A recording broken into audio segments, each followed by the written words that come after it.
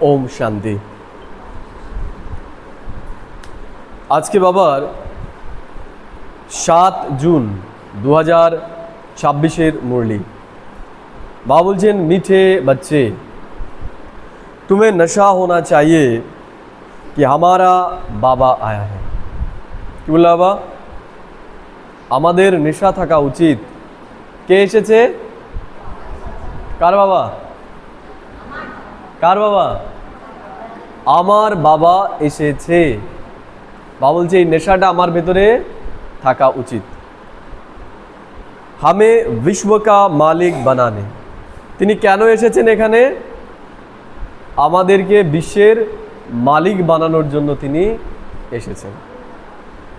হামে বিশ্ব কা মালিক বানানে, হাম উনকে সম্মুখ बैठे हैं। এখন আমরা ঈশ্বরের সামনে বসে আছি, স্বয়ং পরমাত্মার সামনে আমরা এখন বসে আছি। এগুলো কি করতে হবে আমাদের? এগুলো নিয়ে আমাদের চিন্তা করতে হবে। চিন্তা না করলে হবে না। প্রশ্ন করছে বাবা আজকে, कर्म की गुह्य गति को जानने वाले कौन सा पुरुषार्थ अवश्य करेंगे? যারা কর্মের গুহ্য রহস্যকে জানে তারা কোন পুরুষার্থটা অবশ্যই করবে?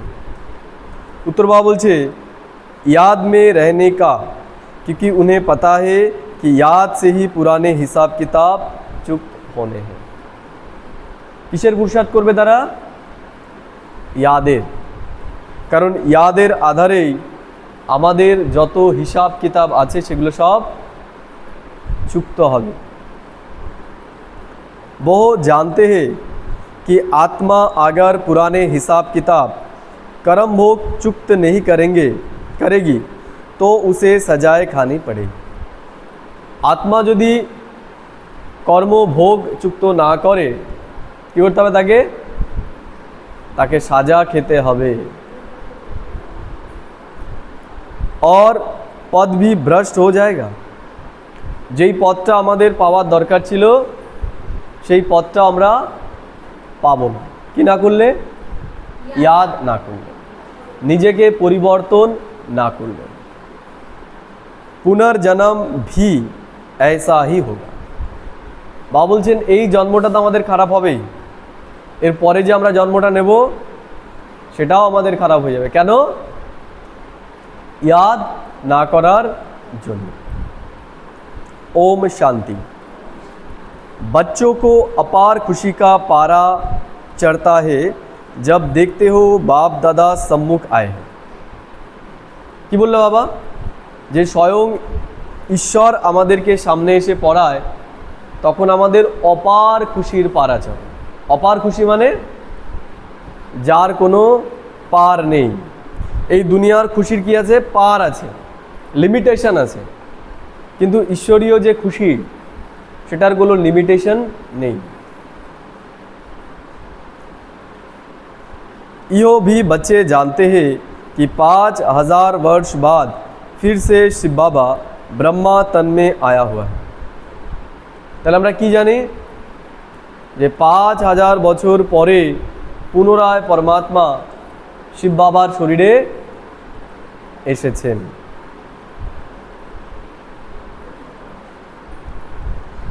क्या करने?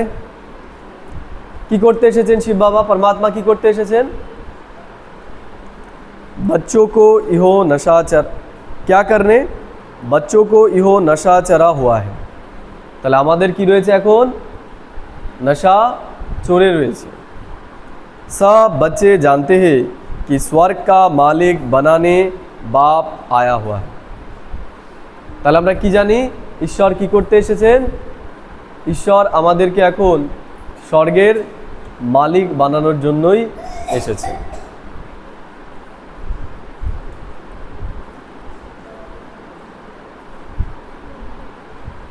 हमको लायक बना रहे हैं। কি তৈরি করছেন তিনি? আমাদেরকে এখন যোগ্য তৈরি করছেন। हमको तमो प्रधान से सतो प्रधान बनने की युक्तियाँ बार बार बता रहे हैं। তাহলে তিনি বার বার এসে আমাদের যেই জিনিসটা বোঝাচ্ছেন সেটা হচ্ছে কিভাবে আমরা তমপ্রধান থেকে সতপ্রধান হতে পারি সেই শিক্ষাটা তিনি আমাদেরকে দিচ্ছেন।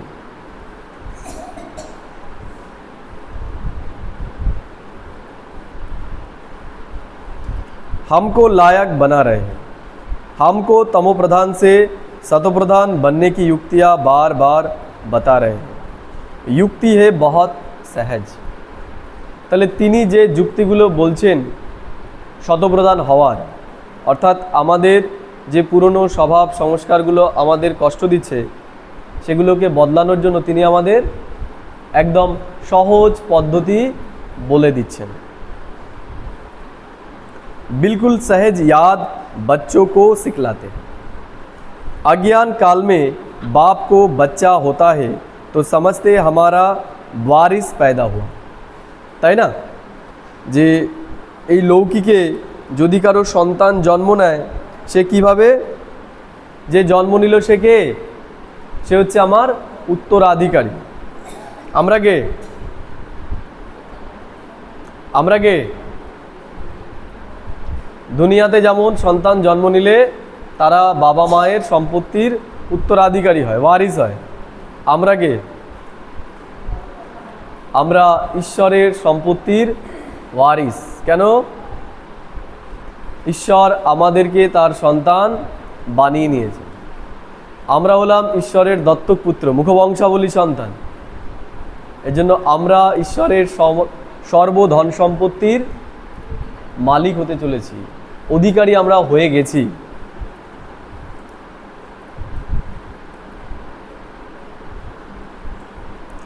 तुम जानते हो इस समय बाप आकर हम बच्चों को अडॉप्ट करते हैं।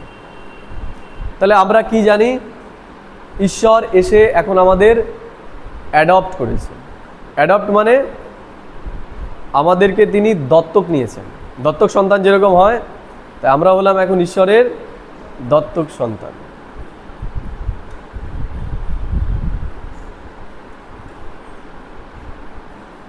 बाबा बोलছেন परंतु बाबा अपना कैसे बनाए जो हमको सुना सके और हम उनसे सुन सके। शिव बाबा इस ब्रह्मा तन से कहते हैं मैं तुम्हारा बाप हूँ। তাহলে শিব বাবা কি করেছে? ব্রহ্মার শরীরে এসে এখন আমাদেরকে জ্ঞান দিচ্ছে। কি জ্ঞান দিচ্ছে? যে আমি হলাম তোমার পিতা, পরমাত্মা হচ্ছে আমাদের পিতা। বোঝা গেল? तुम सब एक बाप के बच्चे हो। আমরা সব আত্মারা কি এক পরমাত্মার সন্তান। सबको बाप की मिल्कियत लेनी है। তাহলে আমাদের সবার পরমাত্মার কাছ থেকে অধিকার নিতে হবে। ढेर के ढेर बच्चे हैं, বৃদ্ধি হতে যাতে। তাহলে ঈশ্বরের কজন সন্তান? অনেক সন্তান।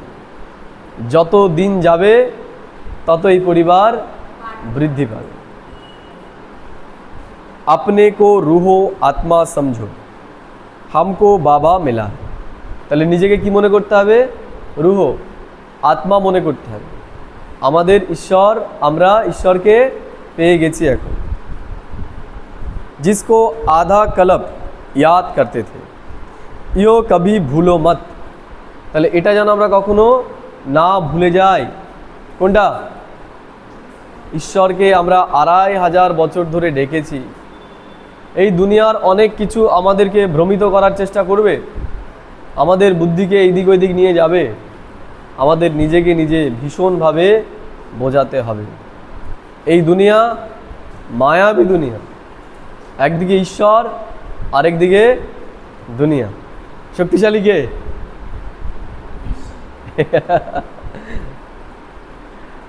মায়া বড় বলবান, মায়া বড় বলবান। এই জন্য ম্যাক্সিমামই দেশে চলে যাচ্ছে। থাকছে বেশি না যাচ্ছে বেশি? তাহলে শক্তি কার বেশি? মায়ার শক্তি বেশি। কারণ চারিদিকে এখন কি মায়ার রাজত্ব চলছে। মায়ার শক্তি বেশি। আমরা আচ্ছা আচ্ছা ব্যক্তিও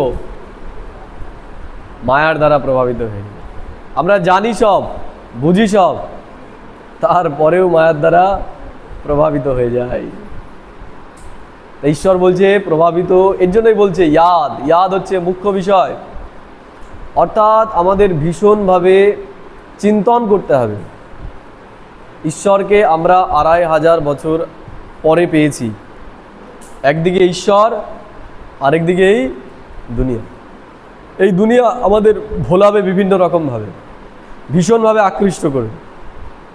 ঈশ্বরের থেকে বেশি আকৃষ্ট করবে কে? এই দুনিয়া। কারণ ঈশ্বরকে তো চামড়ার চোখ দিয়ে দেখতে পাচ্ছি না, আর এই দুনিয়াকে আমরা চামড়ার চোখ দিয়ে দেখতে পাচ্ছি। এর জন্য ঈশ্বর বলছেন এই চামড়ার চোখকে এখন বন্ধ করে তুমি অন্তর্দৃষ্টি হলো। এই দুনিয়া বড় মায়াবী। এই দুনিয়ার ভালোবাসা কে? এই দুনিয়া যত তোমাকে সুখ দেবে তার থেকে তোমাকে দুঃখ বেশি দেবে। আর ঈশ্বর সুখই সুখ দেবে।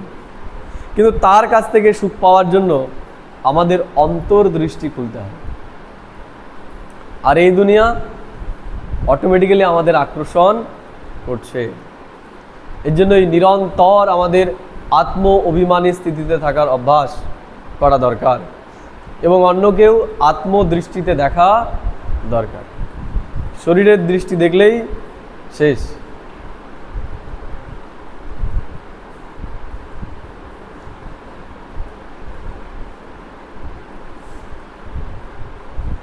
सबको बाप की मिल्कियत लेनी है, ढेर के ढेर बच्चे हैं, বৃদ্ধি হতে जाती है, অ্যাডপ্ট করতে যাতে।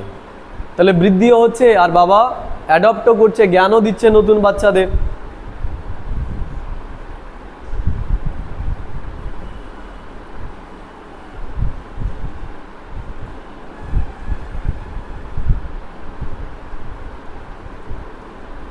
यूँ तो तुम सब शिव बाबा के बच्चे हो, परंतु बाबा अपना कैसे बनाए जो हमको सुना सके और हम उनसे सुन सके। তাহলে বাবা আমাদেরকে কি করে তার বানালো, কি করে আমরা তার কথা শুনবো এবং তাকে আমার কথা শোনাবো, সেটাই তিনি এখন আমাদেরকে বোঝাচ্ছেন। सिर्फ तुम्हारी आत्मा जो पतित है वो ना मुक्ति में ना जीवन मुक्ति धाम में जा सकती। बाबा বলছে सिर्फ तुम्हारी आत्मा जो पतित है वो ना मुक्ति में ना जीवन मुक्ति धाम में जा सकते। তাহলে যেই আত্মারা অপবিত্র, ইমপিওর, তারা না মুক্তিধামে যেতে পারবে আর না জীবন মুক্তিধাম। মুক্তিধাম মানে পরম ধাম, আর জীবন মুক্তিধাম মানে সত্যযুগ। তাহলে পতিত আত্মারা না পরম ধামে যেতে পারবে না সত্যযুগে যেতে পারবে।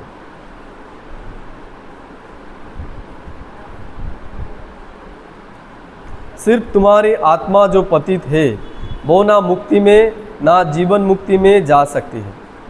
तुम सब एक बाप के बच्चे हो। আমাদের পরিচয় কি? একটাই আমাদের পরিচয়, আমরা পরমাত্মার সন্তান।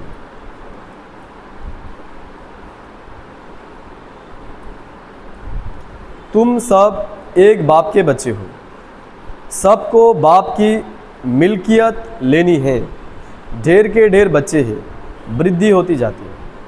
বাবা বলছেন বাবার অনেক বাচ্চা এবং ধীরে ধীরে বৃদ্ধিও পাচ্ছে। বাবা আজকে বারবার যেটা বলছে, अपने को रूह आत्मा समझो, हमको बाबा मिला। আমাদের নিজেকে কি অনুভব করতে হবে? আত্মা মনে করতে হবে। আত্মা না মনে করলেই সেখান থেকেই সমস্যার উৎপত্তি হবে।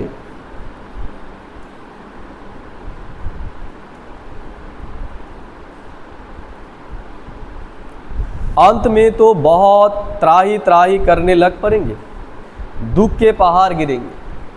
বাবা বলছে অন্তিম সময় সব ত্রাহি ত্রাহি করবে, এই দুনিয়াতে দুঃখের পাহাড় ভেঙে পড়বে লাস্ট সময়। इतनी सारी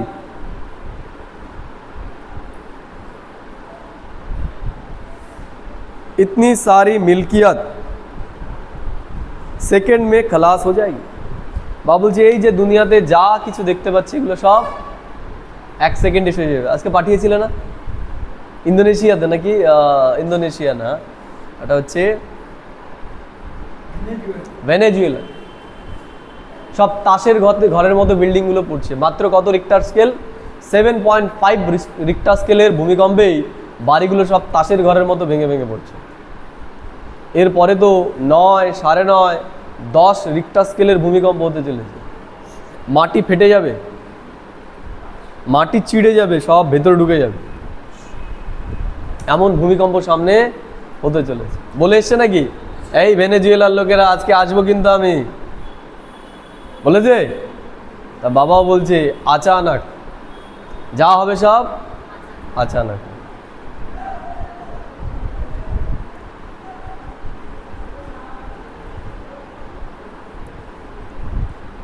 यो पुरानी दुनिया खत्म हो जाएगी,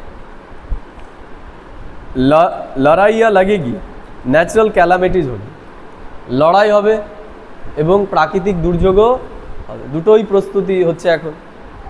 লড়াইয়ের প্রস্তুতিও নিচ্ছে মানুষ, আবার প্রাকৃতিক দুর্যোগ আমরা দেখতে পাচ্ছি। লড়াইয়া লাগেগি, ন্যাচারাল ক্যালামিটিস হোগি, সাফাই তো চাহিয়ে না। বাবা বলছে সাফাই দরকার। এই দুনিয়া এখন কি হবে? সাফ হয়ে যাবে একদম। तुम्हारी आत्मा भी आप पवित्र बन रही है। এখন আমরা আত্মারা কি হচ্ছি? ঈশ্বরীয় জ্ঞানের আধারে নিজেকে আমরা পবিত্র বানাচ্ছি। এখন बाप दादा दोनों समझ सकते हैं बच्चे कितनी मेहनत करते हैं। তাই বাবাও বুঝতে পারছে যে আমরা মেহনত করতে হচ্ছে আমাদের। আমরা চাই না অনেক কিছু, কিন্তু হয়ে যাচ্ছে, হয়ে যাচ্ছে না। অনেক কিছু আমরা করতে চাই না, কিন্তু আমাদের দ্বারা হয়ে যায়। মায়া আমাদেরকে মোহিত করে ফেলে, মায়া আমাদেরকে প্রভাবিত করে ফেলে। তা বাবাও দেখছে যে আমরা কত কষ্ট করছি। এক তো আমরা চিনতে পেরেছি, তারপরে মায়া আমাদের এত ডিস্টার্ব করছে। बाप से वर्षा पाने की मेहनत बिल्कुल थोड़ी देते हैं। বাবা বলছে বাবার কাছ থেকে বর্ষা পাওয়ার জন্য বাবা আমাদের খুব সামান্য মেহনত করতে বলছে। अपने को आत्मा समझ बाप को याद करो। সহজ উপায় বাবা বলছে কি? নিজেকে আত্মা মনে করো আর বাবাকে স্মরণ করো। वो रूहानी बाप है निराकार, हम आत्माएं है, आत्माएं उनको बुलाते हैं ना। তাহলে ঈশ্বর নিরাকার, আমরা তাকে ডেকেছি, তাই না? এখানে बाप कहते हैं तुम्हारी आत्मा जो पतित है वो पावन कैसे बने। তাহলে ঈশ্বর আমাদেরকে জানাচ্ছেন আমরা আত্মারা যারা পতিত হয়ে গেছি তারা পুনরায় কিভাবে পাবন বা পবিত্র হতে পারি, সেই যুক্তি তিনি আমাদেরকে বলছেন। এখন পতিত পাবন তো এক বাপ হে না। তাহলে পতিত পাবন একমাত্র কাকে বলা যাবে? ঈশ্বরকেই বলা যাবে।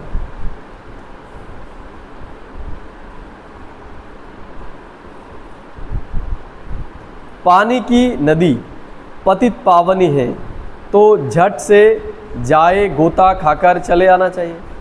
তাহলে জলের নদী যদি আমাদেরকে পবিত্র করতে পারে তাহলে তো ওখানে গিয়ে ডুব দিয়ে চলে আসলেই হয়ে যাবে সব পবিত্র। হবে? হবে। गंगा स्नान बहुत करते हैं फिर भी पतित क्यों।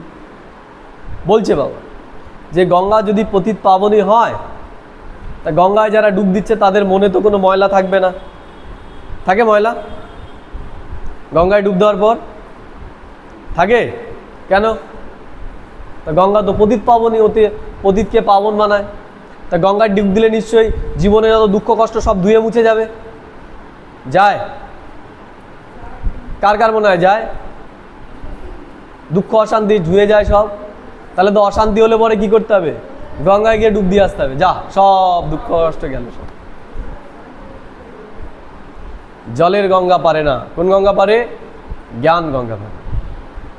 আমরা যদি জ্ঞানের গঙ্গায় ডুব দিই আমাদের মনের ভেতরে যত দুঃখ কষ্ট আছে সব দূর হতে পারে, সব দূর হয়ে যাবে।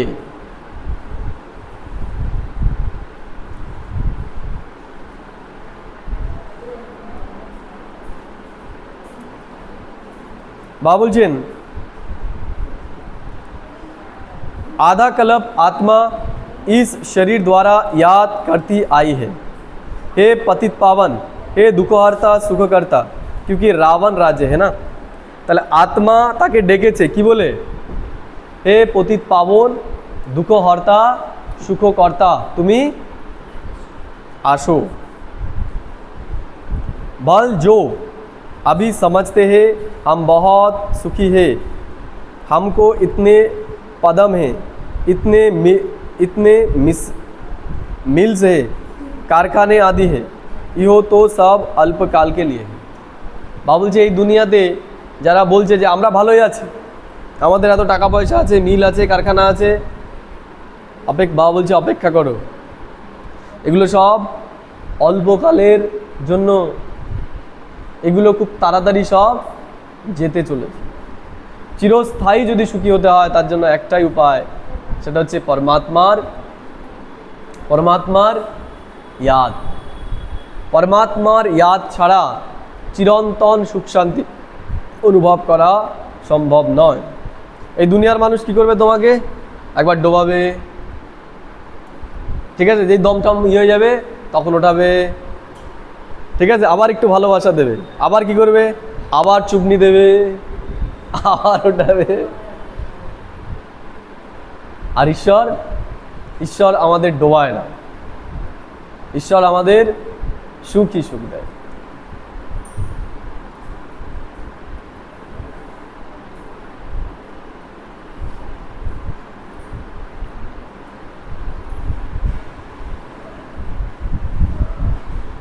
बाबा बोलছেন तो आप बाप कहते हैं मेरी श्रीमत पर तुमको चलना है और किसकी मत पर ना चलो।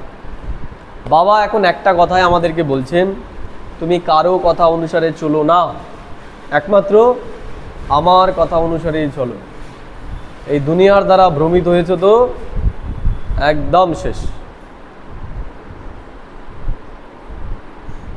तो अब बाप कहते हैं मेरी श्रीमत पर तुमको चलना है और किसकी मत पर ना चलो। वो तो समझते हैं भक्ति से भगवान मिलेगा, जबकि भक्ति से भगवान मिलेगा तो ऐसे क्यों कहते कि भक्तों की रक्षा करने आएगा।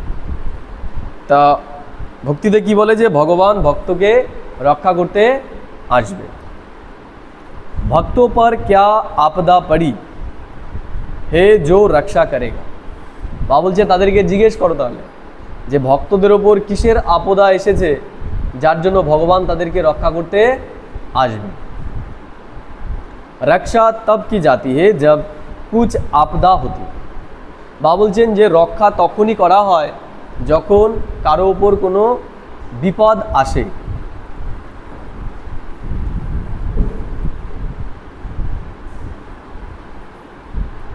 रक्षा तब की जाती है जब कुछ आपदा होती है। बाप कहते हैं तुमने कितना दुर्गति को पाया है इहो है रौरव नरक, सब दुखी रोगी है। কি বললো বাবা? এটা হচ্ছে রৌরব নরক। নরকের গেট কেমন হয় জানো? অতি সুন্দর হয়। নরকের গেটটা অতি সুন্দর হয়, খুললে পরে খোলার সাথে সাথে একদম নিচে আকর্ষণীয় হয়। নরকের গেট অতি আকর্ষণীয় হয়। তেমনি এই দুনিয়ার প্রেম, এই দুনিয়ার ভালোবাসা কি হয়? মনে হয় ঈশ্বরের থেকেও আরও বেশি শ্রেষ্ঠ। দরজা খুললেই কোথায়? একদম নিচে। ঈশ্বরেরটা একটু সাজানো কম, এর জন্য আমরা ওইদিকে যাই না, কিন্তু ওখানে গেলে আমাদের কোনো সমস্যা নেই, সেখানে চিরন্তন সুখ শান্তি। আর এই নরকের গেটে কে? চিরন্তন দুঃখ, একবার যে পড়বে ওখানে শেষ।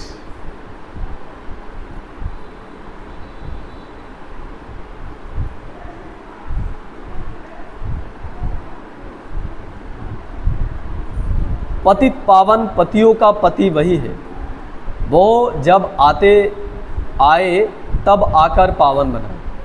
তিনি যখন আসবেন তখনই তিনি এসে আমাদেরকে পবিত্র বানাবেন। तो आप बाप कहते हैं मेरी श्रीमत पर तुमको चलना है और किसकी मत पर ना चलो। তা বাবা বলছেন এখন তুমি আমার শ্রীমতেই চলো, আর কারো শ্রীমতে তুমি चलो ना, आर करो मौत तुम्हें मेनो ना। वो तो समझते हैं भक्ति से भगवान मिलेगा, जबकि भक्ति से भगवान मिलेगा तो ऐसे क्यों कहते हैं? कोई 60 जन्म, कोई इनसे भी कम जन्म लेती है, 84 जन्म दीप्ता धर्म वाले लेते हैं। क्यों 60 जन्म नेबे, आबार क्यों 84 जन्म नेबे। 84 जन्म नेबे कारा? যারা দেবতা ধর্মের তারা। আমরা কোন ধর্মের? আমরা দেবতা ধর্ম। কটা জন্ম নেব? আমরা 84টা जन्म। तो इस हिसाब से आधा कल्प के बाद जो आएंगे उनको 84 के आधे जन्म लेने पड़ेंगे। তবে বলছেন এই হিসাবে তাহলে আধা কল্প পরে যারা আসবে তাদের 84 অর্ধেক জন্ম নিতে হবে। ऐसे नहीं कि सब 84 का चक्र खाते हैं। मनुष्य को तो जो आता है सो बोल देते हैं।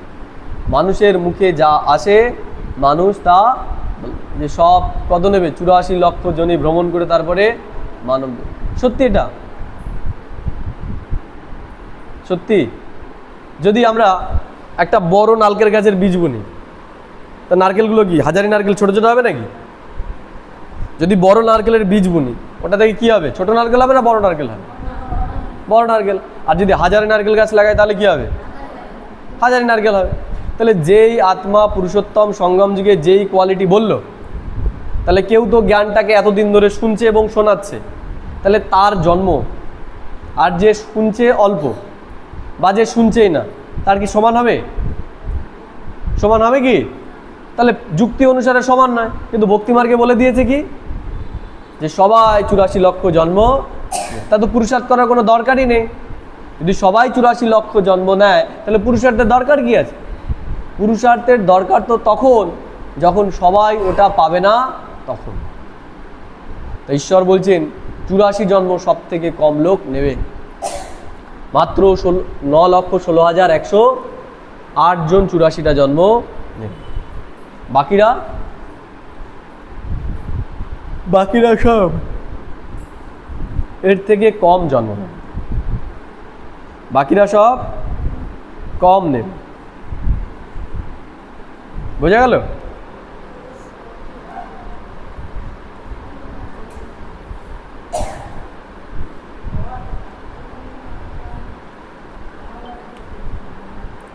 বা বলছেন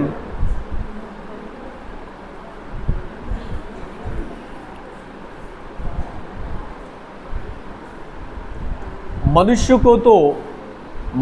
को तो जो आता है सो बोल देते हैं। তাহলে মানুষের মনে যা আসে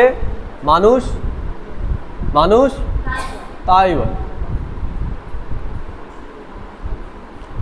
आप तुम बच्चे बाप द्वारा अविनाशी ज्ञान रत्नों की झोली भर रहे हो। আমরা কি করছি এখন? ঈশ্বরের দ্বারা জ্ঞান রত্নের দ্বারা আমাদের বুদ্ধির ঝোলি এখন আমরা ভরছি। রত্ন তো বহুত ভ্যালুয়েবল। বাবা বলছেন বাবা যে রত্ন আমাদেরকে দিচ্ছে সেটা অত্যন্ত ভ্যালুয়েবল। बाप समझाते भी बहुत सहज है। बाप कहते हैं तुम बुलाते आए हो हे पतित पावन, आकर हमें पावन बनाओ, तो बाप आए हैं। তাহলে বাবা আমাদেরকে ডেকেছে, আমরা তাকে ডেকেছি যে আসো তুমি এসে আমাদেরকে পতিত থেকে পাবন বানাও। आप तुम समझते हो हम पावन बनेंगे तो स्वर्ग के मालिक बनेंगे। তাহলে আমরা এখন জানি আমরা পবিত্র হলে আমরাই স্বর্গের মালিক হব।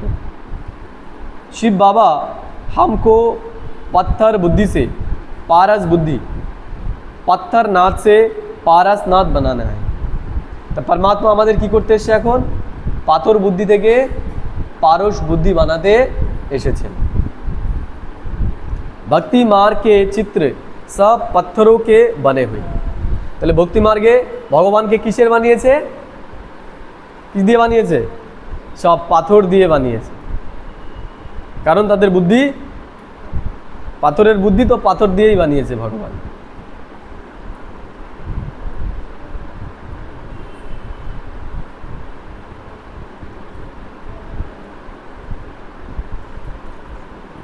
भक्ति मार्ग के चित्र सब पत्थरों के बने हुए हैं। पत्थरों में माथा मारते हैं। बाप कहते हैं तुम भल कितनी भी मेहनत करो फायदा कुछ भी होता नहीं। কাদেরকে বলছে? ভক্তি মার্গে যান, যে পাথরে যতই মাথা ঠোকো তাতে কোনো লাভ নেই।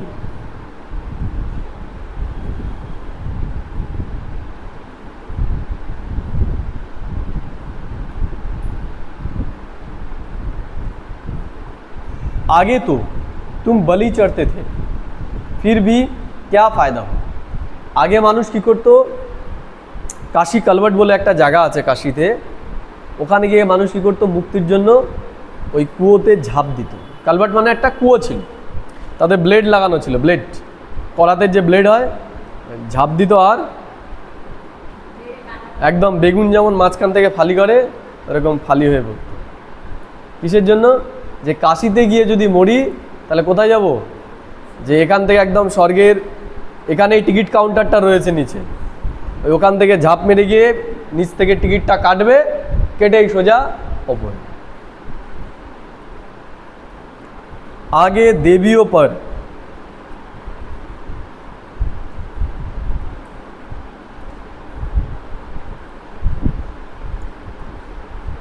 बाबुलचेन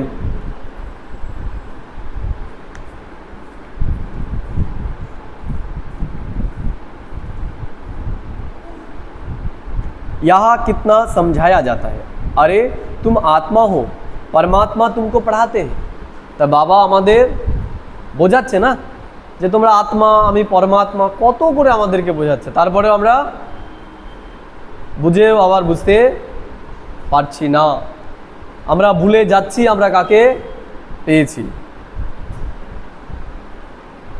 आत्मा में ही संस्कार रहते हैं, आत्मा ही रजिस्ट्रार आदि बनती, आत्मा ही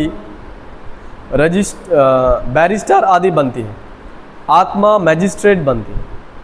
তাহলে আত্মায় ম্যাজিস্ট্রেট হয়, আবার আত্মায় बैरिस्टरও হয়।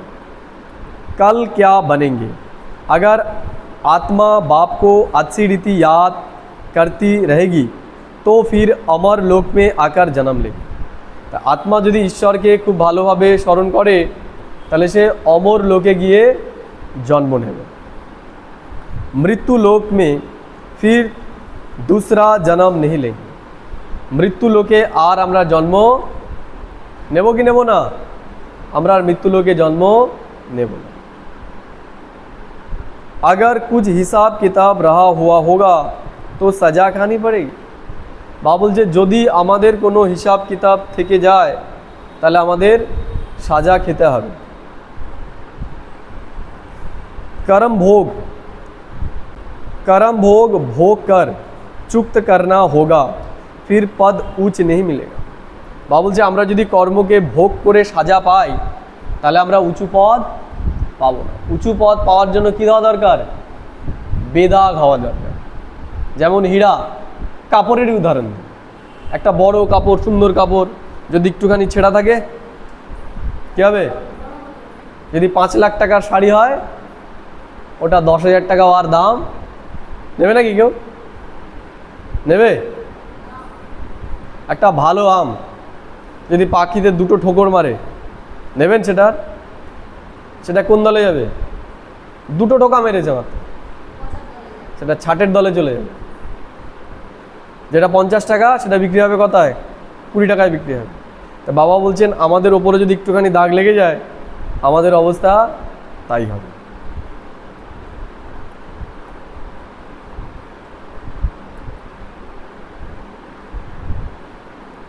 बाबा बोलছেন इहो भी बच्चे जानते हैं सतयुग है सतो प्रधान हर चीज़ वहाँ सतो प्रधान होती है কোথায় সত্যযুগ প্রত্যেকটা জিনিসই শতপ্রধান হবে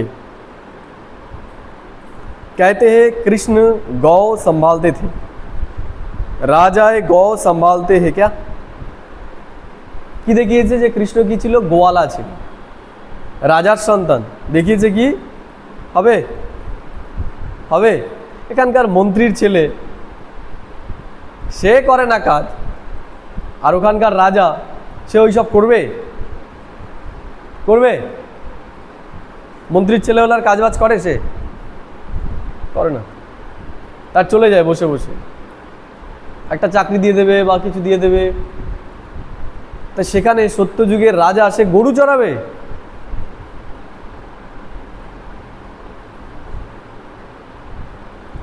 ऐसी बात तो हो नहीं सकती বাবা বলছে এটা নয় তাহলে গরু কাদেরকে বলা হয়েছে তা দেখিয়েছে গরু চড়াচ্ছে গরু কারা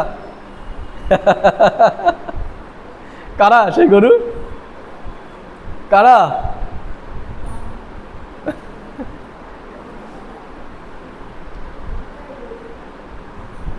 আমরাই হলাম কি গরু তাহলে কৃষ্ণ মানে কৃষ্ণের যে আত্মা ব্রহ্মা তা এই গরুদেরকেই কি বোঝাচ্ছে এই গরুদেরকেই তিনি বোঝাচ্ছে তাই সত্য যুগে গিয়ে গরু চড়াবে না গরু চড়াচ্ছে কোথায় এখানেই এই জন্য বাবা বলছে যে আমরাই হচ্ছে সেই গাই আমাদেরকে এখন পালনা দিচ্ছে তাই আমাদেরকেও কি করতে হবে পালনা দিতে হবে সত্য যুগে গিয়ে আমরা কোনো মেহনত করব না यो दिखाते हैं सतयुग में गौए भी बड़ी फार्स्ट क्लास होती है कि দেখিয়েছে যে সত্য যুগে যে গরু হবে সেগুলোও খুব সুন্দর হবে ফার্স্ট ক্লাস হবে একদম उनको कामधेनु कहा जाता है সত্য যুগের গরুগুলোকে কি বলা হয় কামধেনু কামধেনু মানে এখানকার গরু তো দুধ দেয় ওখানকার গরু মানে ভক্তি মার্গের কথা সত্যি সত্যি না কিন্তু ওখানকার গরু সোনা দেবে রূপো দেবে টাকা পয়সা দেবে সন্তান যা চাইবে তাই দেবে নামই হচ্ছে কামধেনু গাই যা চাওয়া যাবে তাই পাওয়া যাবে তাই না এটা ভক্তি মার্গের কথা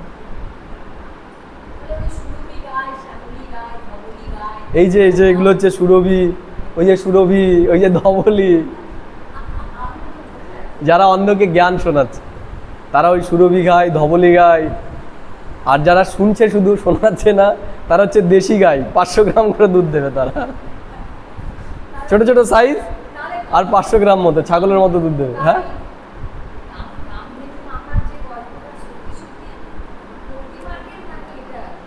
ভক্তি মার্গে এই এখানকার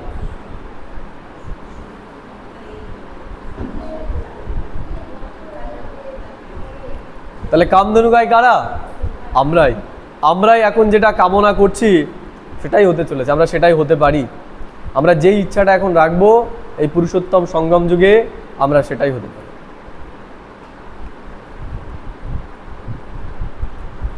जगत अम्बा सरस्वती भी कामधेनु है বলছে জগদম্বা সরস্বতী হচ্ছে কামধেনু তাহলে এই জায়গার কামধেনু কে এই জায়গায় সবাইকে জ্ঞান শোনাচ্ছে কে জায়গায় সবাইকে কে শুনিয়েছে জ্ঞান কে শুনিয়েছে তাই মাতা যে জায়গার কামধেনু তা আপনাদের কি হতে হবে কামধেনু হতে হবে না হতে হবে না আজকে আমরাও কামধেনুর কাজ করে আসলাম আমরা 3 জনে গেছিলাম আজকে আমরা ওই পাড়া দিয়ে সব টোটো নিয়ে আজকে প্রচার করে এসেছি পর্চা দিয়ে এসেছি তাহলে আমাদের কি করতে হবে এখন অন্যের সেবা করতে হবে সংসারের সেবা তো করতেই হবে তার মাঝখান থেকে সময় বের করে আমাদের বিশ্বের কল্যাণের কাজও করতে হবে বোঝা গেল না বোঝা যাচ্ছে ঘুম পাচ্ছে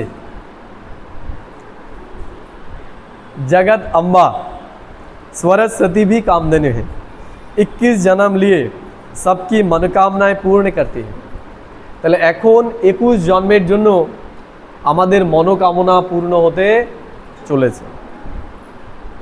তুম ভি কামধেনু হো। আমরা কি বলে দিলাম, আমি সেটাই বাবা বলছে এখন। আমরাও সব কি, আমরা হলাম সব কামধেনু। वही नाम फिर गौ पर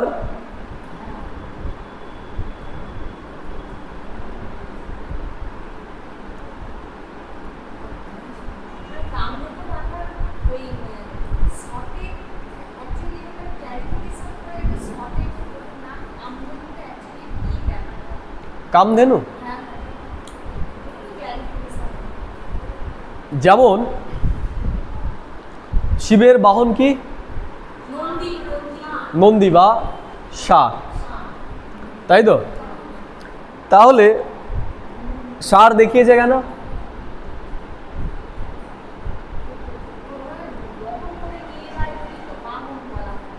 বহন করে নিয়ে যায় বলে বাহন। তা অন্য কোনো জীব দিতে পারত?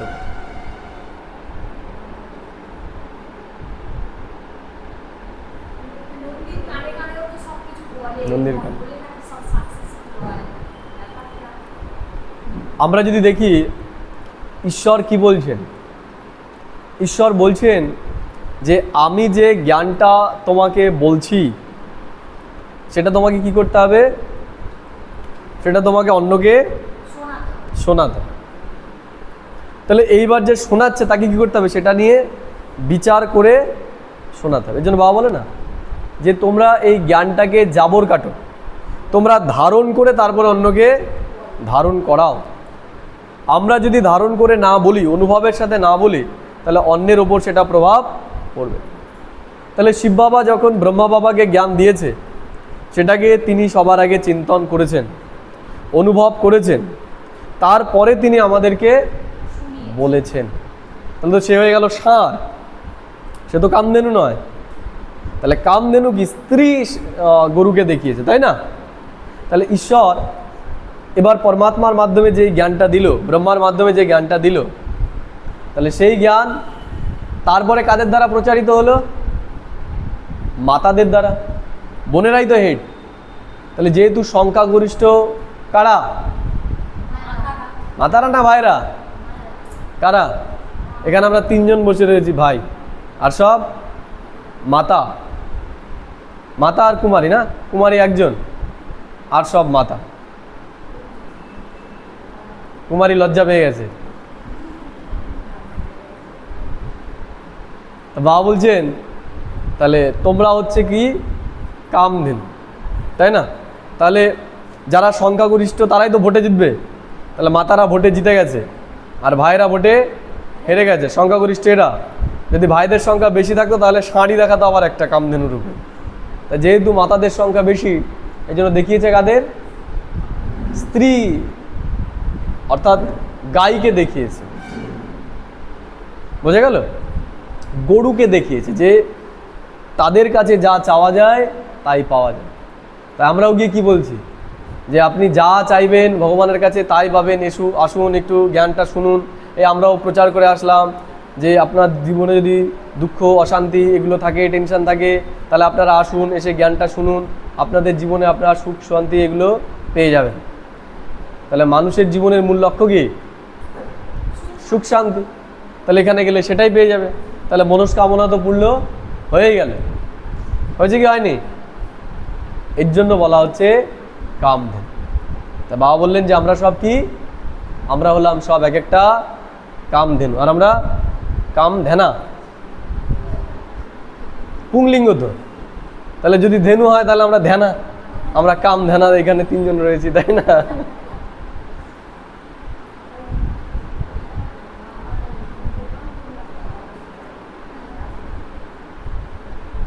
हुबहू यो तुम्हारा मंदिर है, नाम ही रखा है मधुबन, चैतन दिलवारा मंदिर। তাহলে মধুবন হচ্ছে চৈতন্য দিলওয়ারা মন্দির। আমরা মধুবনে গেলে দেখতে পাই দিলওয়ারা বলে একটা মন্দির আছে ওখানে। তা সেটার চৈতন্য রূপ হচ্ছে মধুবনে আমরা যারা পুরুষার্থ করছি তাদের। फिर जब भक्ति मार्ग शुरू होगा तो फिर ये मंदिर बनाएंगे। যখন ভক্তি মার্গ শুরু হবে তখন আবার পুনরায় আমরা মন্দির বানানো শুরু করব।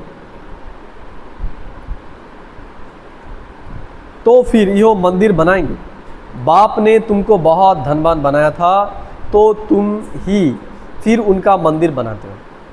तो ईश्वर बोलছেন ঈশ্বর আমাদের অনেক ধনবান বানিয়েছিল, এর জন্য তার মন্দির আমরা বানিয়েছি।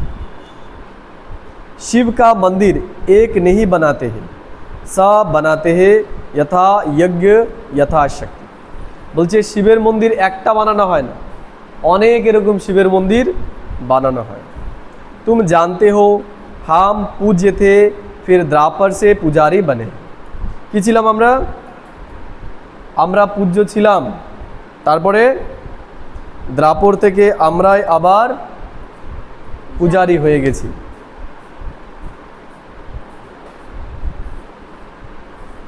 शिव बाबा जो इतना साहूकार बनाते हैं भक्ति में फिर तुम ही उनका मंदिर बनाएंगे। তাহলে শিব বাবা যে আমাদের এত সাহূকার বানিয়েছে, ভক্তিতে আমরাই তার মন্দির আবার পুনরায় তৈরি করি। इन बातों को अभी तुम ही जानते हो। এই বিষয়গুলো কারা? আমরাই এখন জানতে পারছি। तो आप पुरुषार्थ कर फिर राजाओं का राजा बनना चाहिए। তাহলে এখন কি করতে হবে? আমাদের পুরুষার্থ করতে হবে, নিজের ওপর কাজ করতে হবে, তাহলে আমরা কি হতে পারবো? রাজা থেকে রাজা, রাজার উপরে রাজা আমরা হতে পারবো। सतयुग में कहा जाता है महाराजाए, त्रेता में कहा जाता है राजा। তাহলে সত্য যুগে মহারাজা, त्रेताते शुधु राजा। फिर दुनिया पतित बनती है तो महाराजाएं भी पतित, राजाएं भी पतित, राजाएं भी पतित होते हैं। তাহলে মহারাজা থেকে যত আমরা নিচে নামি সত্যযুগের পরে তত আমরা আস্তে আস্তে পতিত হতে থাকি।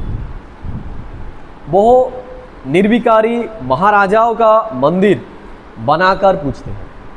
ওখানে তারা কি করছে? আমরা যখন দ্রাপর যুগে চলে আসি তখন যারা পবিত্র রাজা ছিল, সত্যযুগের মহারাজা মহারানী, তাদেরই মন্দির তৈরি করে কি করা হচ্ছে? পুজো করা হচ্ছে।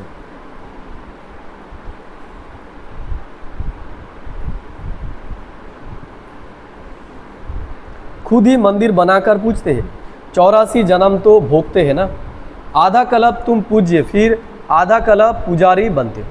তাহলে আধা কল্প আমরা পূজ্য থাকি আর আধা কল্প আমরা পূজারি হই।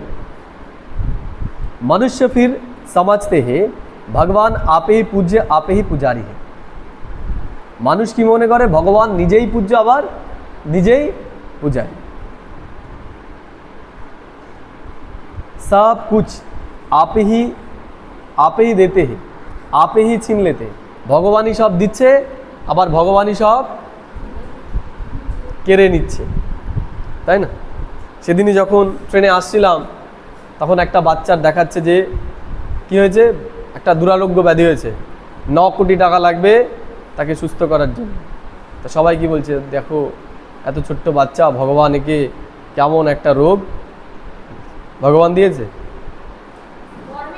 ভগবান দিয়েছে কর্ম, যেমন কর্ম করেছে সেটাই সে পাচ্ছে এখন, তাতে কারো দোষ নেই। 3-4 বছর, হ্যাঁ 3-4 বছর। अब तुम आत्म अभिमानी बनते हो। এখন কি হচ্ছে? আমরা আত্ম অভিমানী,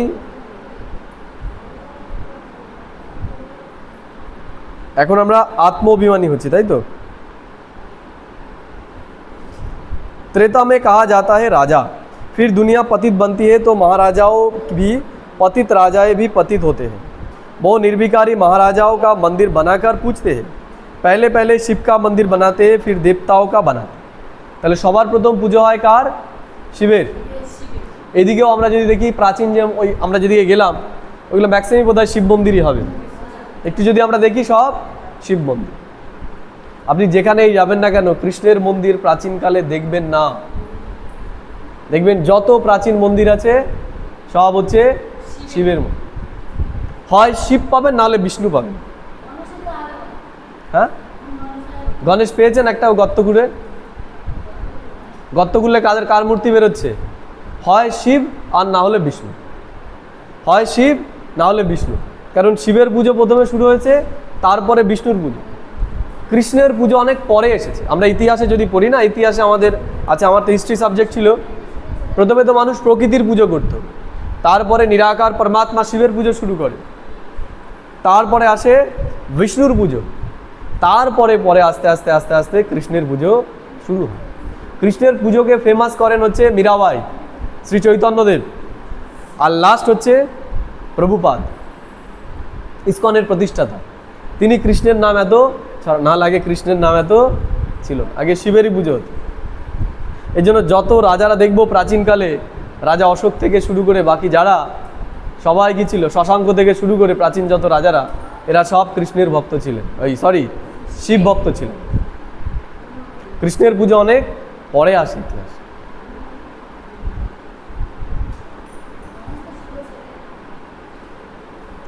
सब कुछ आप ही, बाबा बोलছেন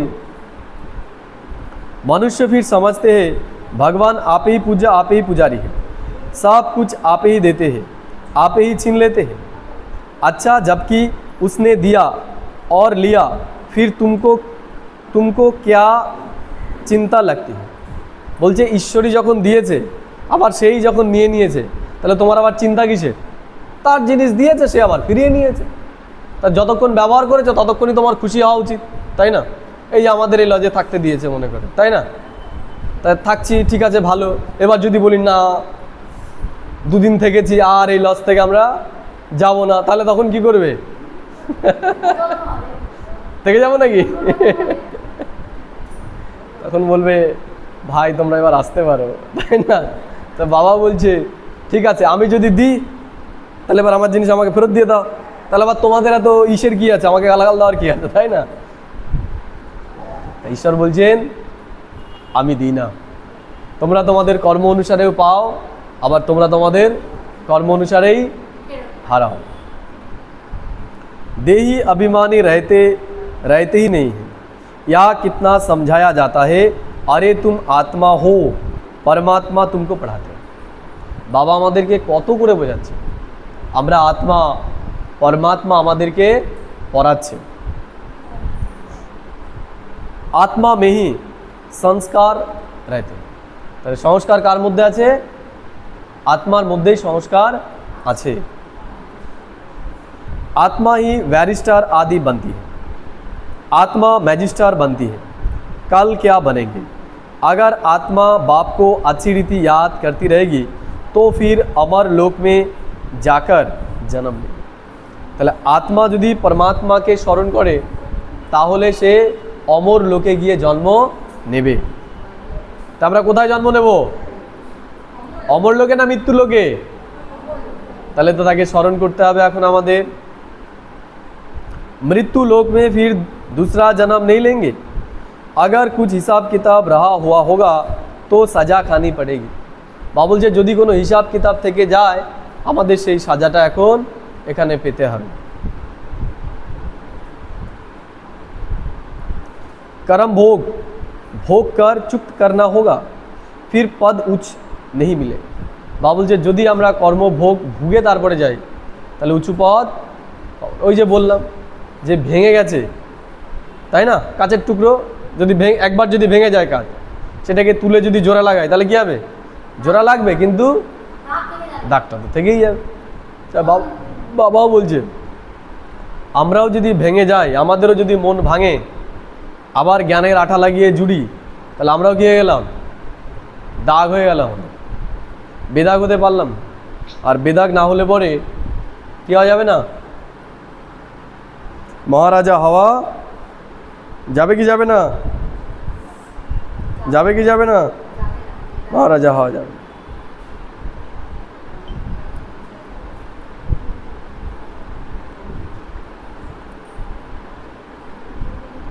मृत्यु लोक में फिर दूसरा जन्म नहीं लेंगे, अगर कुछ हिसाब किताब रहा हुआ होगा तो सजा खानी पड़ेगी। कर्म भोग भोग कर चुक्त करना होगा, फिर पद ऊंच नहीं मिलेगा।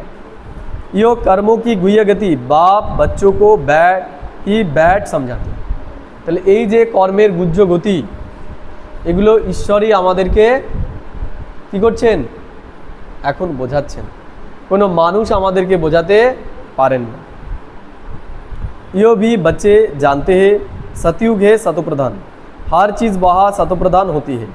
कहते कृष्ण गौ संभालते थे, রাজায় গৌ সম্ভালতে হে क्या? তো বাবা জিজ্ঞেস করছেন পুনরায় আবার যে রাজারা কোনো সময় গরু চড়াবে? চড়াবো? আমাদের বাড়ির ছেলেমেয়েরাই চড়াবে কি? বলবেন না, চড়াবো না গরু।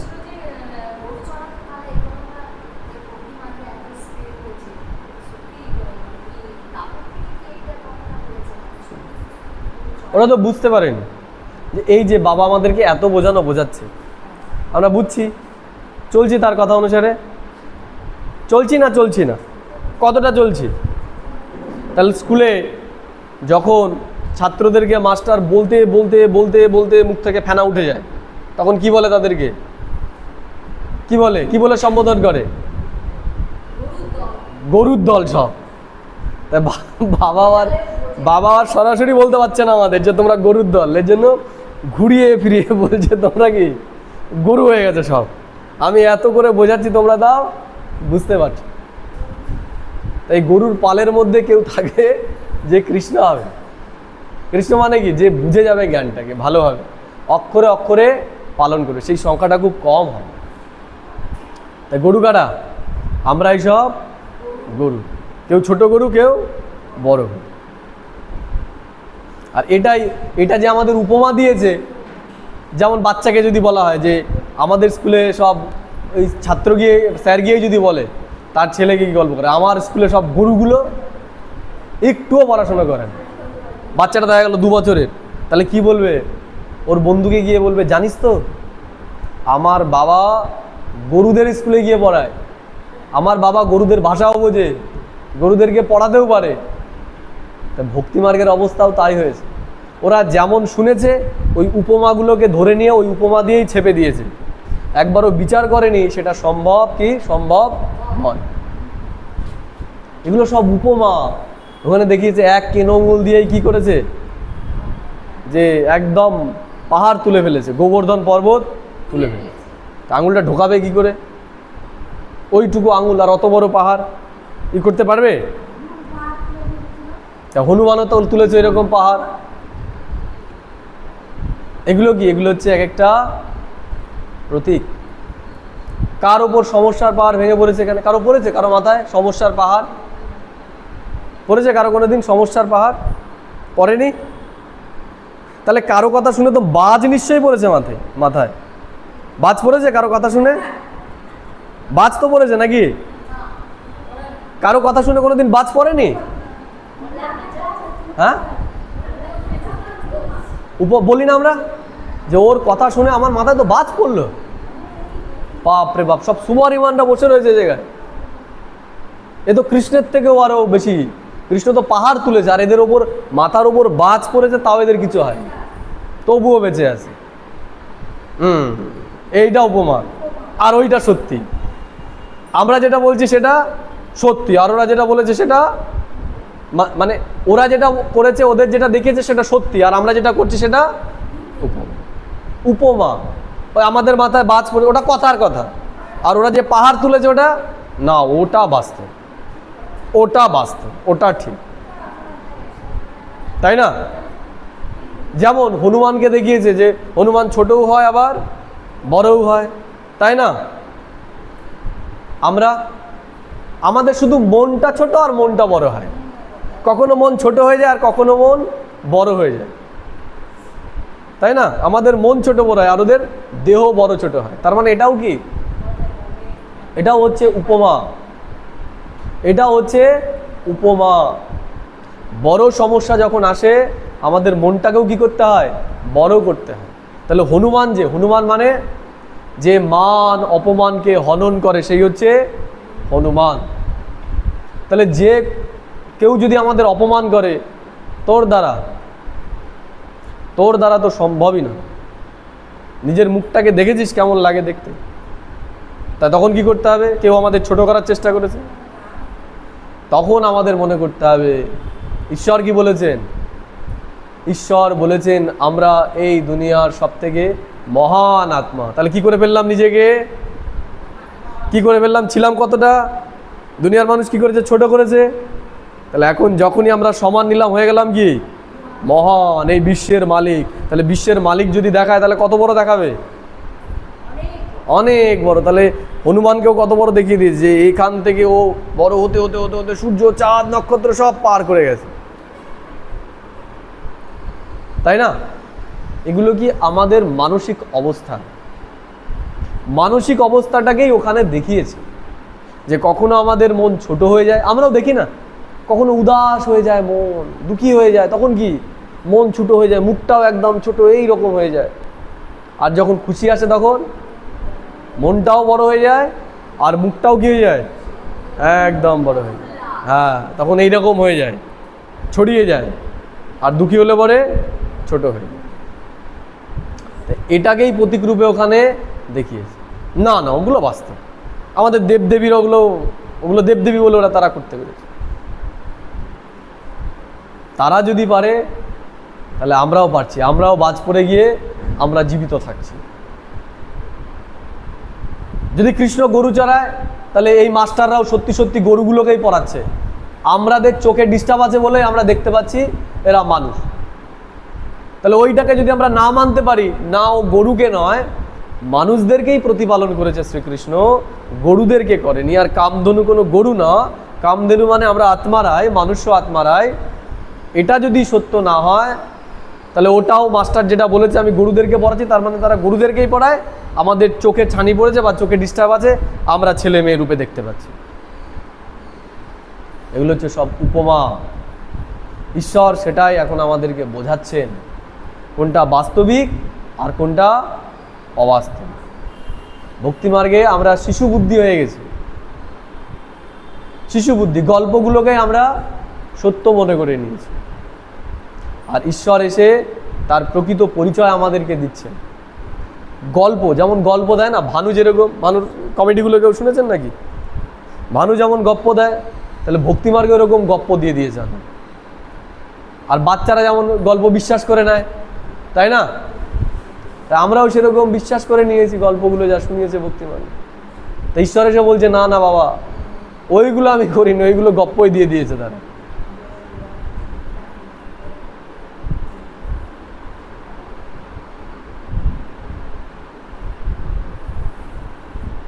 बाबा बोलছেন जगत अम्बा सरस्वती भी कामधेनु है, 21 जन्म लिए सबकी मनोकामनाएं पूरी करती है। তাহলে জগদম্বা তিনি কি করেছেন? 21 জন্মের জন্য আমাদের মনস্কামনা তিনি পূর্ণ করেছেন। तुम भी कामधेनु हो, वही नाम फिर गौ पर रख दिया है। तो बहुत दूध होती है, राजाओं के घर में बड़ी फर्स्ट क्लास गाय होती है, जबकि यहाँ भी राजाओं के पास ऐसी अच्छी अच्छी है तो स्वर्ग में कैसी सुंदर होगी।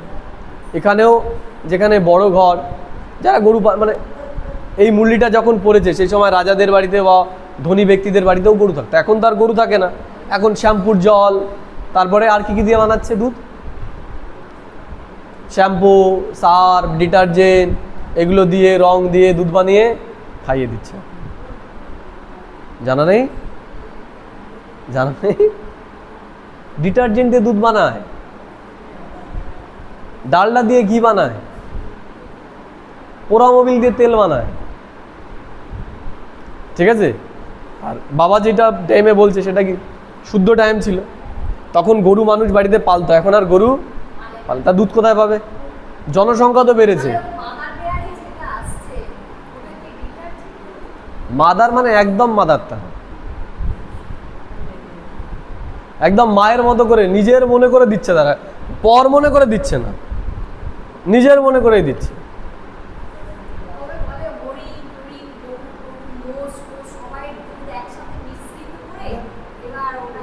এর জন্য মাদার ডেয়ারি, ওই সেটাই বলছে।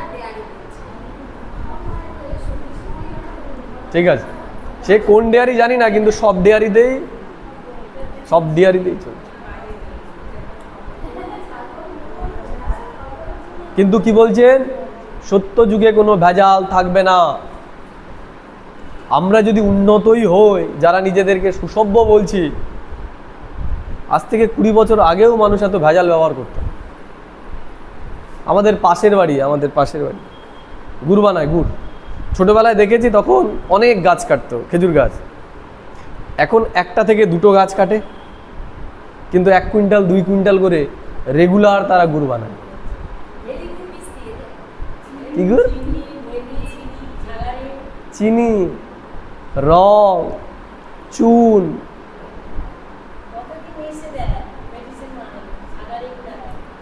তাহলে আমরা যদি 20 বছর আগেও যাই, তাহলেও দেখবো মানুষ খাঁটি জিনিস খেত, তাও একটু হলেও।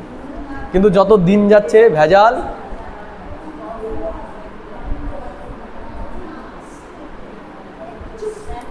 যত দিন যাচ্ছে তত ভেজাল, কারণ মানুষের মনের মধ্যেও ভেজাল হয়ে গেছে। মানুষের মনের মধ্যে বড্ড ভেজাল। তাহলে মানুষের মনের ভেতরে যত ভেজাল হয়, বাইরের দুনিয়াতেও সেই ভেজালটা আসে। বোঝা গেল? তা ঈশ্বর কি করতে এসছে আমাদের?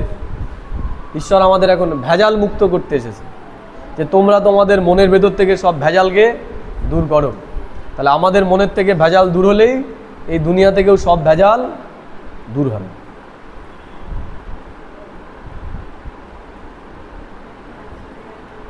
বাবা বলছেন,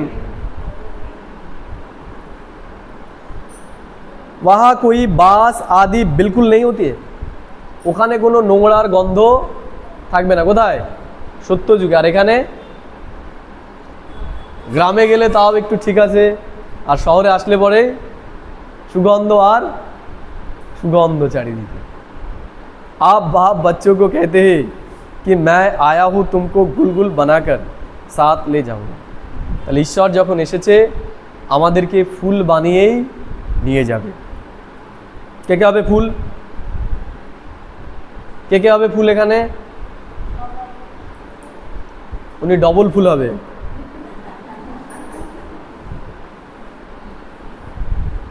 जोड़ा फूल। मुझे बोलते ही है हे पतित पावन आओ। তাহলে আমরা ভগবানকে ডেকেছি এতদিন। পতিত দুনিয়া পতিত শরীর মে আও। তাহলে ডেকেছি কাকে? এত পবিত্র ব্যক্তি, আর তাকে ডেকেছি আমরা এই পতিত দুনিয়াতে। তাই সে পতিত দুনিয়াতে এসেছে। আসার পর আমরা কি বলছি? আজকে না হবে না, আজকে একটু কাজ পড়ে গেছে, জানো তো, আজকে একটু আত্মীয় চলে এসছে বাড়িতে, তুমি আজকে যাও, আমরা পরের দিন আবার। তাই না? ভগবান এসেছে, রোজ পড়াচ্ছে আমাদের, আমরা কি বাবা আজকে বাড়িতে বিরাট কাজ রয়েছে। আর যখন ডেকেছি তখন মাথা খুঁটে তুমি আসো একবার, এসে দেখো আমি কি করি, তাই না? তুমি যা বলবে আমি তাই করব। আর আসার পরে এখন সময় কই, এত কাজ কাজ করে আর সময় আমরা পাচ্ছি না। ওই যে বলছে দেখো, সময় পাচ্ছি। ভালো কাজে সময় নেই, তা খারাপ কাজে আছে।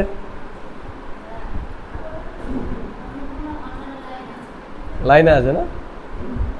তাই ঈশ্বর বলছেন আমি এসে গেছি, তোমরা আমাকে এত করে ডেকেছো, এখন আমি যেভাবে বলছি তোমরা সেইভাবেই চলো, তোমরা নিজের মনমত লাগিও না।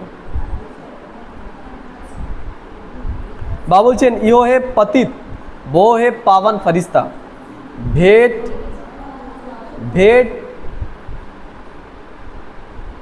दिखलाते हैं, तुम भी पतित से ऐसा पावन फरिश्ता बने।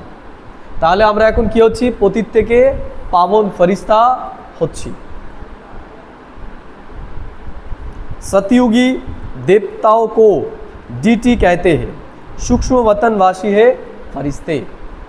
যারা সূক্ষ্ম বসনবাসী তাদেরকে বলা হয় ফরিস্তা। সূক্ষ্ম বসনবাসী মানে যারা এই দুনিয়ায় ডুবে নেই তারা, যারা ঈশ্বর যেই স্মৃতি দিয়েছে সেই দুনিয়ার চিন্তনে যারা রয়েছে তারা হচ্ছে সূক্ষ্ম চিন্তনে যারা রয়েছে। यहाँ जब आते हैं तो कोई भी बाहर वाले मित्र संबंधी घर घाट धंधा धोरी आदि याद नहीं करना है।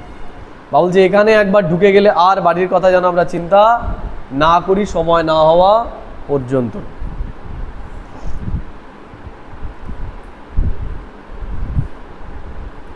याद नहीं करना है। बाप के सम्मुख आए हो ना, यहाँ आए ही हो योग की कमाई करने, तो इसमें लग जाना चाहिए। তো আমরা এসেছি এখানে যোগের কামাই করার জন্য, তাহলে এই কাজে আমাদের কি করতে হবে? এখন লেগে যেতে হবে। अच्छा मीठे मीठे सिखी लदे बच्चों प्रति माता पिता बाप दादा का याद प्यार और गुड मॉर्निंग। रूहानी बाप की रूहानी बच्चों को नमस्ते। हम रूहानी बच्चों की रूहानी माता पिता बाप दादा को पदम गुना याद प्यार गुड मॉर्निंग और नमस्ते। धारणा के लिए मुख्य सार 1 नंबर बाबा बोलছেন सजाओ से मुक्त होने के लिए पुराने सब हिसाब किताब योग बल से चुक्त करना। বাবা বলছেন সাজা থেকে বাঁচতে গেলে আমাদের যোগ বলের আধারে যত পুরনো হিসাব কিতাব আছে সেগুলো সব এখন কি করতে হবে? সব এখন চুক্ত করতে হবে। ট্রাস্টি হোকার সব কুছ সামলানা है। কেমন হয়ে সামলাতে হবে? ট্রাস্টি হয়ে, নিমিত্ত হয়ে, আমার কিছু না এখানে, এইভাবে আমাদের সামলাতে হবে। किसी भी बात की चिंता नहीं करनी है। কোনো কিছু নিয়ে যেন আমরা চিন্তা না করি। আত্ম অভিমানী बनना है। কি হতে হবে এখন আমাদের? আত্ম অভিমানী হতে হবে। আমি শরীর নই, আমি আত্মা, এই ভানে আমাদের নিজেকে স্থিত করতে হবে। 2 নম্বর বাবা বলছেন यो कमाई का समय है, इसमें घर घाट धंधाधोरी आदि याद नहीं करना है। এটা কামাইয়ের সময়, এখানে আমরা কামাই করছি, এর জন্য বাড়ির কথা চিন্তা করে যেন এই কামাইটুকু আমরা নষ্ট না করি। আপনি কোথাও কাজে গেলেন, কাজ করছেন, বাড়ি থেকে বারবার ফোন করছে, ফোন ধরে আপনি কথা বলছেন আর কাজ করছেন, পরের দিন কি বলবে? তোমাকে আর আসতে হবে, বলবে কি বলবে না? তাহলে এই দুনিয়ার কাজে গিয়েও আমরা বাড়ির লোকের সাথে এই করি না, আর এখানে এসে চিন্তা তো বাড়ি নিয়েই চলছে। তা বাবা বলছে তাহলে তোমার কামাই কি হয়ে যাবে? কাটা হয়ে যাবে। এখানে এসেছো, ততক্ষণ বসছো, এখান নিয়েই চিন্তা, টাইম হয়ে গেল তারপর চলে যাবে।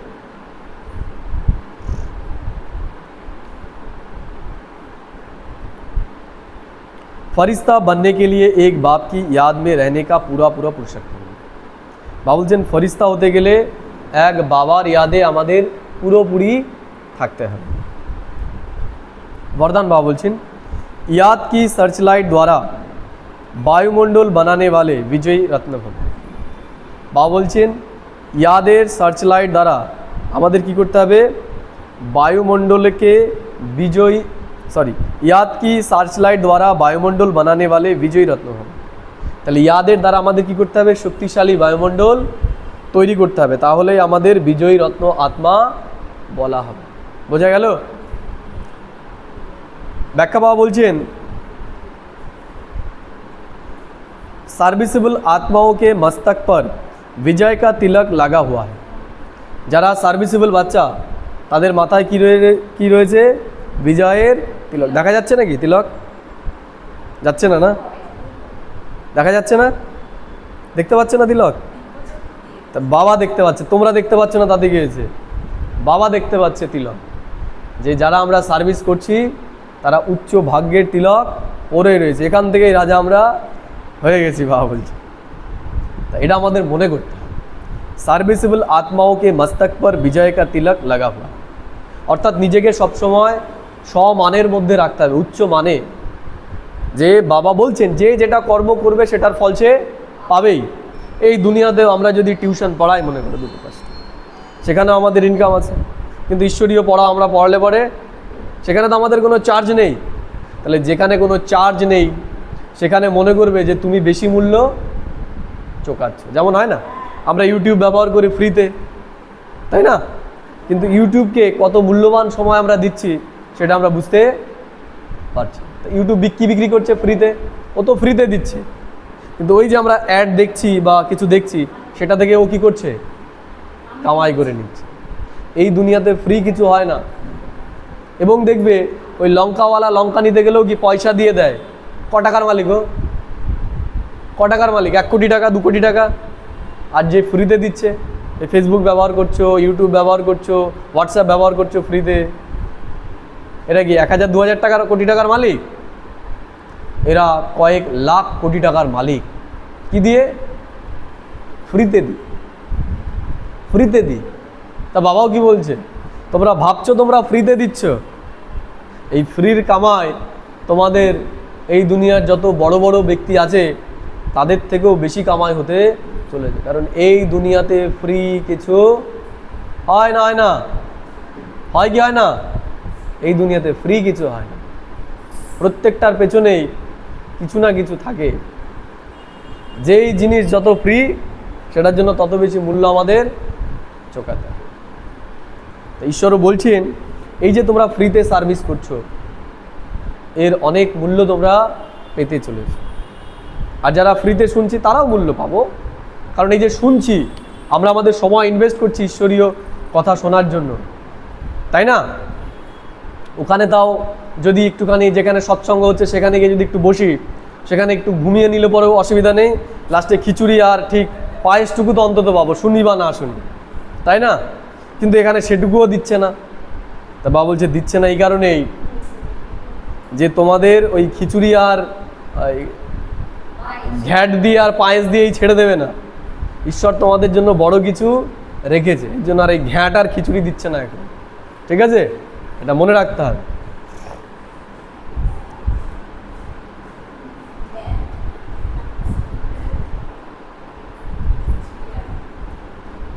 उस स्थान पर पहले से ही সার্চ লাইট কি রোশনি ডালনি চাই। তাহলে আমাদের কি করতে হবে, যেখানে আমরা সেবা করি সেখানে আগেই সার্চ লাইট আমাদের ভাইব্রেশন দিয়ে সেটাকে মজবুত করতে হবে সংকল্প শক্তির দ্বারা।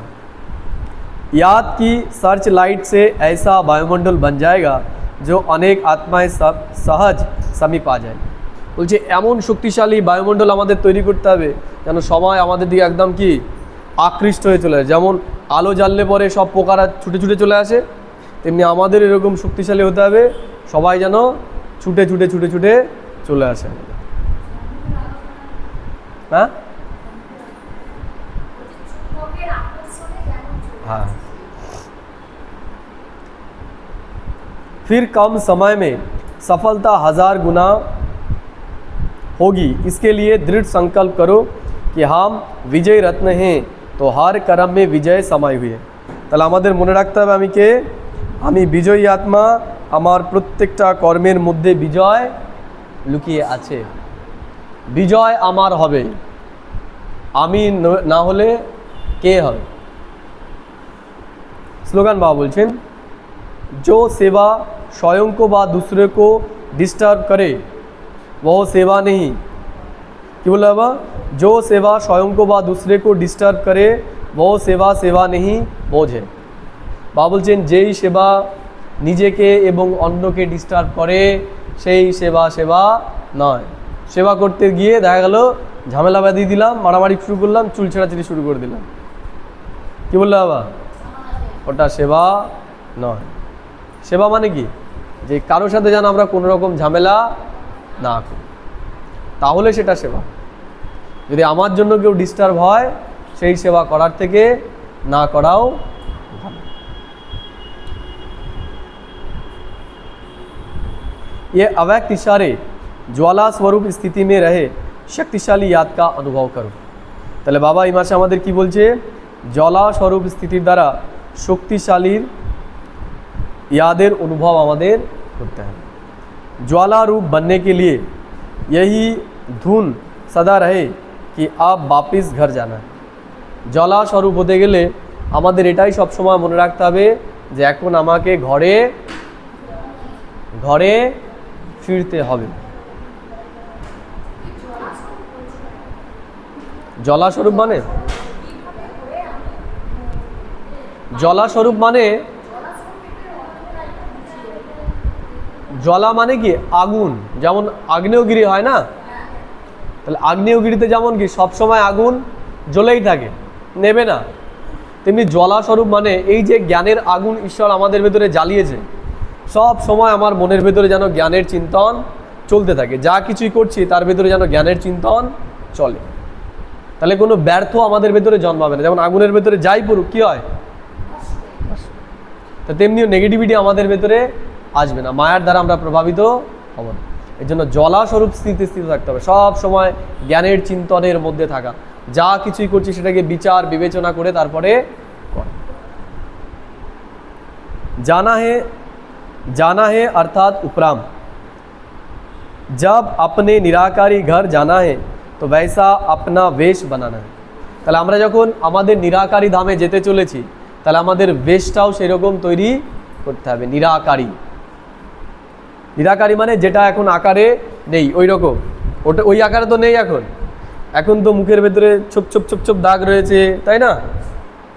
ওখানে দেখো, ওইটা দেখো, এইটা দেখো না, ওইটা আমি, এটা আমি নই, ঠিক আছে? এটা তো আগে হয়ে গেছে, এটা আগের খোলস, এখন ওটা হতে চলেছে।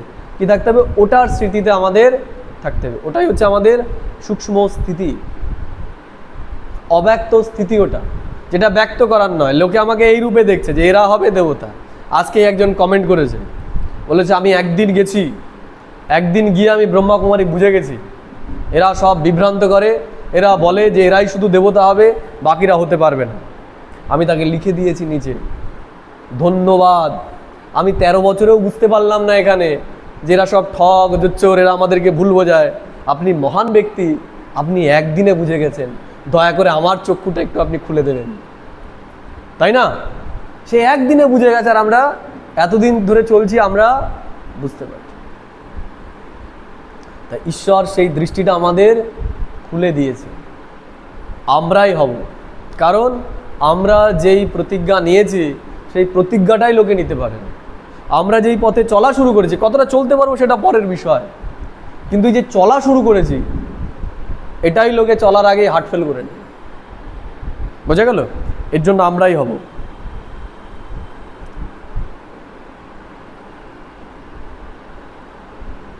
इस स्मृति से स्वयं ही सर्व संबंध सर्व प्रकृति की आकर्षण से उपराम अर्थात साक्षी बन जाए। বা বলছে এই জলা স্বরূপ স্থিতিতে স্থিত থাকলেই আমরা এই দুনিয়ার থেকে কি হয়ে যাব? উপরাম হয়ে যাব।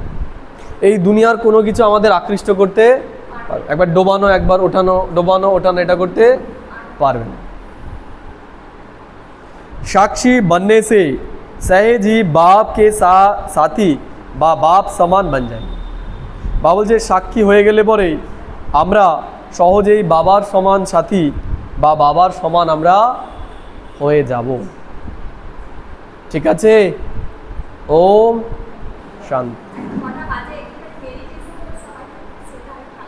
সবাই মেডিটেশন করবে? ঠিক বাজে 4:50, 5:20 চলে ট্রেন, ওটাতে দেখা যাবে, এটাতে না। ঠিক আছে, 5 মিনিট একটা মেডিটেশন করিন। আছে তো এখন আলো অফ হয়ে গয়া, আজকে হচ্ছে আর শেষ হয়ে গয়া। ঠিক আছে, অসুবিধা নেই। ওম শান্তি। বলছি আমরা সোজা হয়ে বসবো।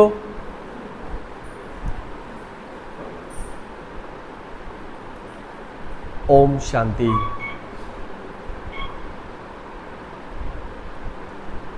আমরা কিছু সময়ের জন্য আমাদের মন বুদ্ধিকে এই বাইরের জগৎ থেকে সরিয়ে নিয়ে আমাদের অন্তর জগতে একাগ্র করব এবং মনের আয়নায় আমরা এক অতি সুন্দর দৃশ্য দেখার চেষ্টা করি। একটা খোলা ময়দান, যেখানে চারিদিকে সবুজ ঘাস, সূর্যের আলো এসে পড়ছে, সুন্দর মৃদু মন্দ বাতাস, হালকাভাবে চলছে। আমি সাক্ষী দ্রষ্টা হয়ে এই দৃশ্যটাকে দেখছি। অসংখ্য সুন্দর সুন্দর গরু এখানে চড়ছে, তারা এই সবুজ ঘাসকে ভক্ষণ করছে। ওপরের সূর্য যেন এই ঘাসকে পরিপুষ্ট করছে তার শক্তির দ্বারা, এবং সেই ঘাসের শক্তির দ্বারাই এই গরুগুলো শক্তি লাভ করছে। ঈশ্বর পরমাত্মা তিনিও বলছেন এই মনুষ্য আত্মারাও বর্তমানে এই গাভীর মতোই হয়ে গেছে।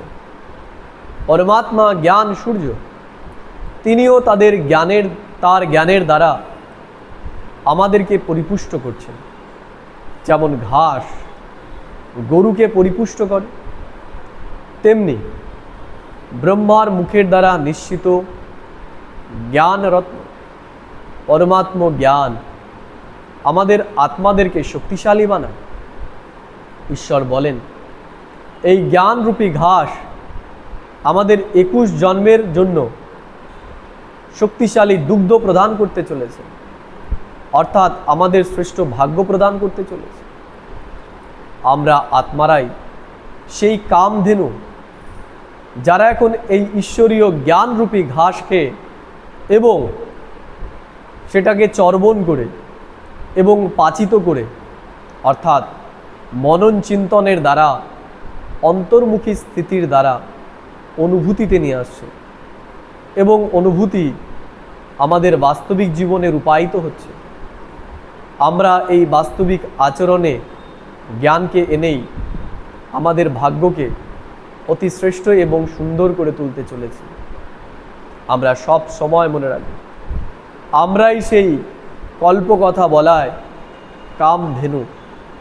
আমাদেরকে স্বয়ং পরমাত্মা নিরাকার জ্যোতির্বিন্দু তিনি আমাদের পালনা করছেন। আমরাই সেই